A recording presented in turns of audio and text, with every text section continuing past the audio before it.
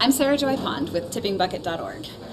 I grew up in a really small world. I grew up on a farm in northern Colorado where everything was beautiful and life was really easy.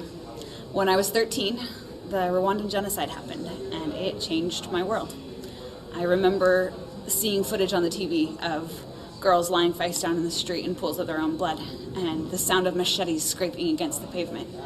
And I remember thinking to myself, how can the world be so awful? And how can people let that happen to other people?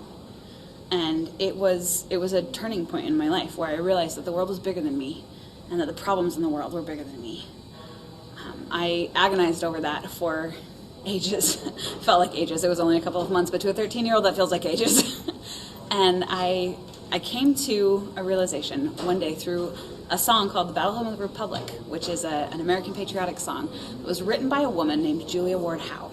And the story of how it was written is that she was standing on the steps of the U.S. Capitol building during the Civil War in the rain, on a dark night, watching a column of soldiers march out to protect the capital city.